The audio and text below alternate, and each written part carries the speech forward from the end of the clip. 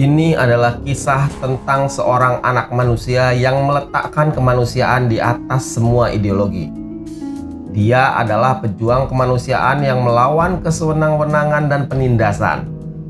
Dia pernah membela kemanusiaan dengan bedil, tapi kemudian dia juga membela kemanusiaan dengan advokasi hukum. Begitu hebatnya dia membela kemanusiaan yang bahkan kisahnya ini tak akan tertandingi oleh kisah-kisah fiksi dalam film manapun. Sebagai tentara, dia pernah melawan penindasan dengan senjata. Pada Perang Dunia Kedua, dia bergabung dengan tentara demi melawan Nazi dan Hitler yang ingin menginvasi negaranya. Saat dikirim ke Indonesia untuk berperang melawan Indonesia, dia malah berpaling melawan bangsanya sendiri. Dengan senjata, dia membela orang Indonesia yang hak azazinya ditindas oleh Belanda. Sebagai pembela HAM, dia tak ragu menentang rezim otoriter Orde Lama dan rezim diktator Orde Baru. Dia tidak bisa melihat kesewenang-wenangan di depan matanya. Dia sering masuk bui karena mengkritik Soekarno dan juga Soeharto. Saat menjadi tentara di Indonesia, dia pernah kehilangan 2 orang perempuan yang dicintainya karena penindasan dari kawan-kawan serdadu Belandanya. Kejadian ini sangat membekas bagi pria yang bernama lengkap Johannes Cornelis Prinsen. Kemudian hari setelah mu'alaf dan menunaikan haji, dia menambahkan gelar haji di depan namanya. Suatu ketika saat masih menjadi tentara Kenil Belanda, lelaki yang akrab dipanggil dengan sebutan Pongke itu ada janji kencan dengan seorang perempuan Indonesia di seberang kebun raya Bogor. Prinsen membawakannya sekaleng kornet karena dia sedang tidak punya uang. Setelah 30 menit bertemu, mereka pulang ke tempat masing-masing. Saat tiba di barak, terdengar suara tembakan. Prinsen yang kaget kemudian mengambil stand gun dan berlari menuju barak. Tapi betapa terkejutnya tentara muda ini.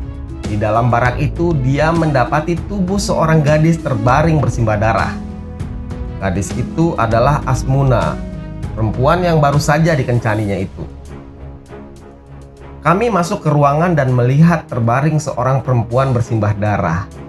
Ini adalah cewek yang baru saja aku kencani, tulis Prinsen dalam buku autobiografinya Kemerdekaan Memilih. Pemandangan itu sangat memilukan dan Prinsen Pongke merasa betapa menjijikkannya kawan-kawan serdadunya itu. Ternyata polisi militer Belanda mengeksekusi kekasihnya itu. Ada serdadu yang melaporkan Prinsen ada main dengan perempuan itu. Polisi militer kemudian menjemput dan mengeksekusinya. Polisi militer itu kemudian datang menghampiri Prinsen dan berkata, "Apa kamu tidak jijik dengannya? Siapa tahu dia sepilis." Tentu saja hal itu membuat Prinsen marah dan dendam kepada Belanda.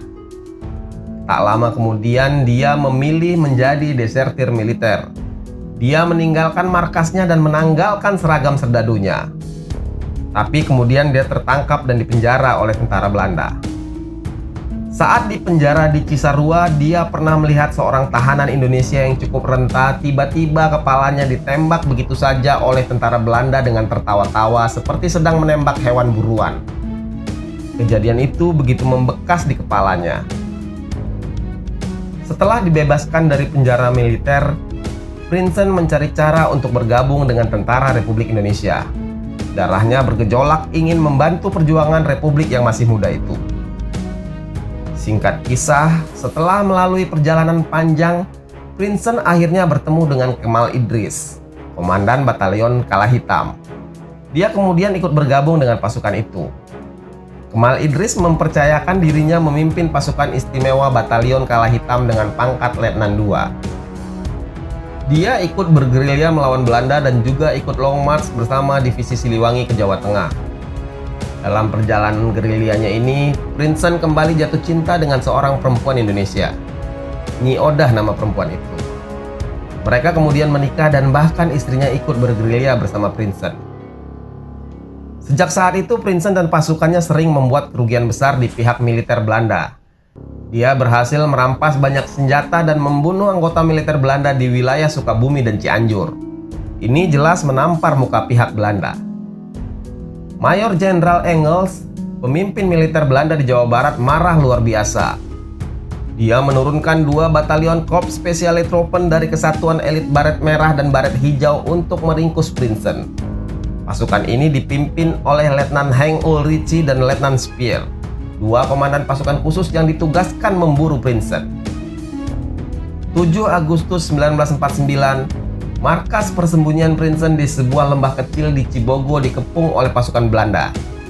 Prinsen bertahan dalam sebuah pondok yang dikelilingi oleh parit-parit pertahanan. Saat itu istrinya Nyi Odah yang sedang mengandung 8 bulan ikut bersama dirinya. Saat menjelang dini hari, pasukan Letnan Ulrichi tiba-tiba menyerbu. Tembakan pun berseliweran. Pasukan Siliwangi yang dipimpin Prinsen kelabakan dengan serangan tiba-tiba itu. Letnan Ulrichi, sang komandan pasukan Belanda yang hendak menyerbu ke dalam pondok, tertembak di tangan. Dia membalas tembakan dan nampak sesosok tubuh terkapar bersimbah darah dengan memegang senjata Tommy gun. Yang ditembaknya ternyata bukan Prinsen, tapi Nyi Odah, istri Prinsen. Nyi Odah gugur dengan berani. Dia gugur dengan melakukan perlawanan sengit. Betapa hancurnya hati Prinsen, dia harus kehilangan istri yang dicintainya dan juga bayi yang dikandung istrinya. Prinsen sangat terpukul atas kejadian itu. Setelah gencatan senjata antara Indonesia dan Belanda, Prinsen Spongke yang sudah kehilangan istri menulis surat ke ibunya. Dia menceritakan pelariannya dari kesatuan tentara Belanda dan memilih bergabung dengan tentara Republik. Tak lupa Prinsen menuliskan nama barunya, Sasmita Atmaja. Setelah kedaulatan Indonesia diakui oleh Belanda, Prinsen masih bergabung dengan TNI dan bahkan ikut serta dalam menangkal angkatan perang Ratu Adil pimpinan Westerling. Tak lama kemudian dia keluar dari dinas kemiliteran dan menjadi mualaf. Dia ingin menjadi bagian dari masyarakat Indonesia sepenuhnya yang mayoritas adalah Muslim. Prinsen menunaikan ibadah haji untuk meneguhkan keislamannya. Dia pun dikenal dengan sebutan Haji Johannes Cornelis Prinsen. Atas jasa-jasanya, Prinsen memperoleh bintang gerilya, salah satu penghargaan tertinggi Indonesia. Presiden Soekarno menyematkan tanda jasa itu di dadanya pada tahun 1949. Bintang ini diberikan kepada mereka yang berjasa besar mempertahankan kemerdekaan dan kedaulatan Indonesia. Pada tahun 1956, Prinsen menjadi warga negara Indonesia dan menjadi politikus. Saat itu dia menjadi anggota DPR mewakili Ikatan Pendukung Kemerdekaan Indonesia, partai yang didirikan oleh Jenderal Abdul Haris Nasution. Tapi kemudian Prinsen keluar dari parlemen dan mulai bersikap vokal terhadap pemerintahan Soekarno yang mulai otoriter. Dia tidak suka melihat Soekarno yang bertindak sewenang-wenang dan tangan besi kepada lawan politik dan pergolakan-pergolakan di daerah. Prinsen kemudian ditahan dan dipenjara dari tahun 1957 hingga 1958. Setelah bebas pada awal tahun 1960-an, Prinsen tidak kapok mengkritik pemerintahan Soekarno. Dia aktif dalam kegiatan mengembangkan demokrasi di Indonesia dan mendirikan Liga Demokrasi. Akibat aktivitasnya yang kritis, Prinsen kembali dipenjarakan oleh pemerintahan Soekarno dari tahun 1962 hingga tahun 1966. Ketika Orde Baru berkuasa, Prinsen tidak mengendurkan kritikannya. Dia tidak bisa melihat penindasan. Atas nama kemanusiaan, dia membela korban-korban pelanggaran HAM. Dia menolak pembantaian anggota PKI dan orang-orang yang dituduh PKI. Dia menginvestigasi korban-korban pelanggaran HAM itu dan membeberkannya kepada pers. Dunia internasional pun kemudian bereaksi keras. Keberaniannya membela pelanggaran HAM terhadap orang-orang PKI dan yang dituduh PKI itu malah membuat dirinya lah yang dituduh sebagai komunis. Sebuah cap yang biasa disematkan oleh Orde Baru kepada para pengkritiknya. Tentu saja hal itu sangat ngawur karena Prinsen sendiri juga sosok yang anti-komunis. Tahun 1970, dia menjadi salah satu yang mempelopori berdirinya Lembaga Bantuan Hukum. Pada tahun 1974, dia juga terlibat dalam penggalangan demonstrasi menentang pembangunan Taman Mini Indonesia Indah. Pembangunan monumen raksasa ini secara umum dinilainya sebagai langkah yang sangat tidak tepat di tengah kondisi sosial ekonomi yang masih buruk pada saat itu. Prinsen dipenjarakan Soeharto karena aksinya ini selama 2 tahun, sejak tahun 1974 hingga tahun 1976. Tahun 1980 dia juga ikut mendirikan YLBHI. Dia kemudian menjadi pengacara para korban peristiwa pembantaian Tanjung Priuk tahun 1984. Dia juga membela puluhan mahasiswa ITB yang ditahan karena mendemo Mendagri Rudini pada tahun 1989. Prinsen juga pernah terlibat dalam pembelaan HAM di Timur Timur. Salah satunya adalah tragedi Santa Cruz 12 November 1991 yang menewaskan puluhan warga sipil pro kemerdekaan Timor Leste.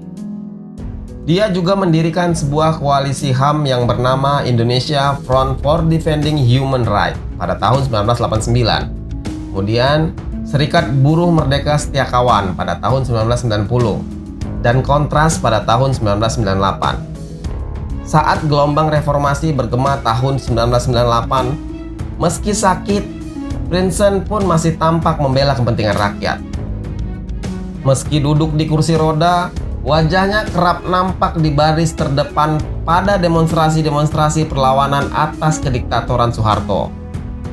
Tahun 2002, Haji Yohanes Cornelis Prinsen meninggal dunia pada usia 76 tahun di Jakarta. Dia dimakamkan di Taman Pemakaman Umum Pondok Kelapa, Jakarta Timur. Dia tak mau dimakamkan di Taman Makam Pahlawan Kalibata meski dia berhak untuk itu. Dia telah kembali pulang menghadap Tuhannya dengan membawa banyak kisah perjuangan dan pembelaan terhadap kemanusiaan.